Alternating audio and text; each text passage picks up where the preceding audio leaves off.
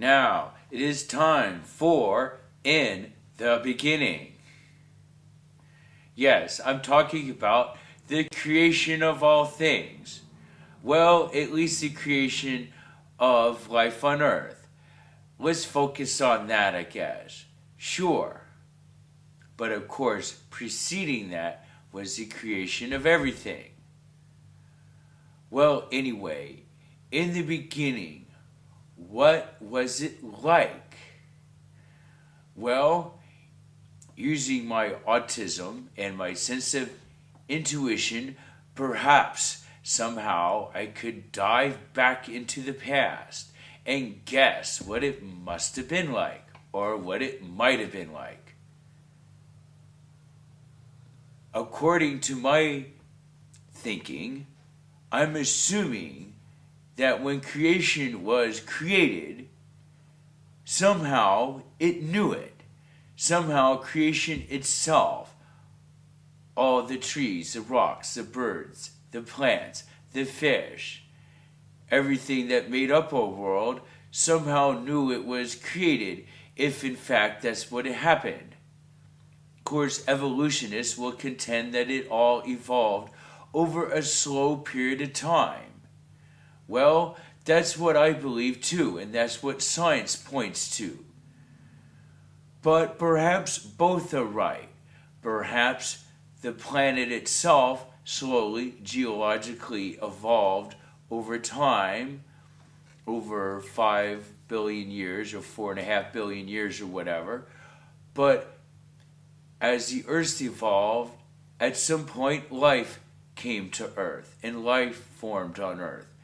And maybe at some point, when intelligent life began, there might have been a sense of creation then, and a sense of newness then.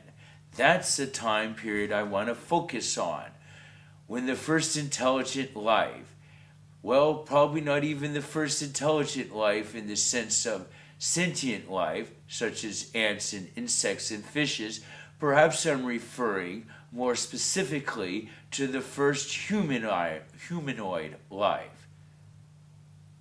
When humans gained their intelligence, perhaps they sensed it, perhaps they felt like they were created, perhaps humankind wasn't created, but perhaps it was an intervention of sorts, perhaps from an alien species.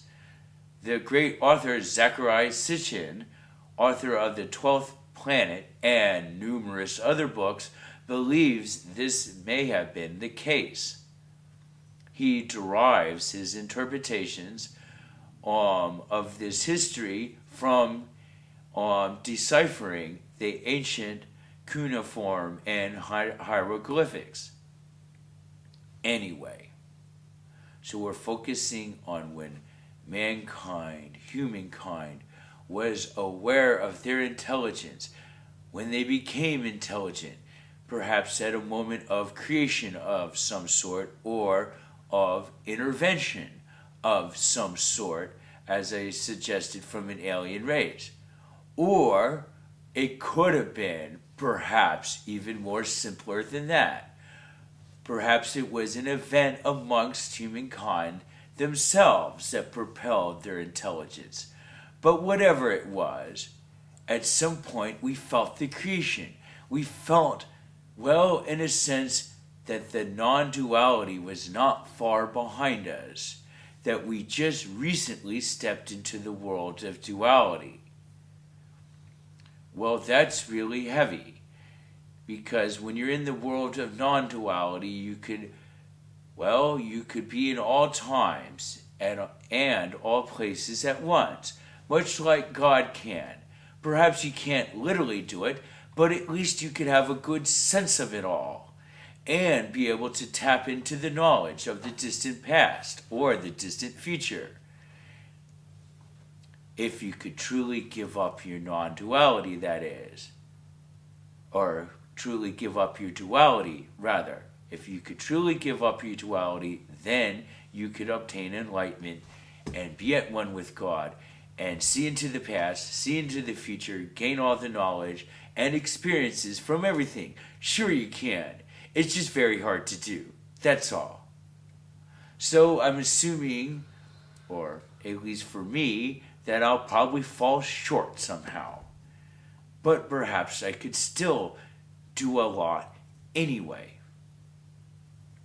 Well, anyway, we got creation. So, but with creation in the beginning, well, according to the Bible, God walked amongst man. There was a strong connection between God and man, perhaps. As I said, in the newness of it all, perhaps us humanoids were aware of it and interacted with God, or some other higher power, perhaps just through intuition, perhaps just through thinking, but perhaps much more, perhaps direct contact of some sort with God or the angels or aliens or whatever. Once again, even short of that, it has been proven that primitive tribes can have a sense of where each other are, where the other tribe members are, as they wander about, even though they physically can't see them or have no contact with them.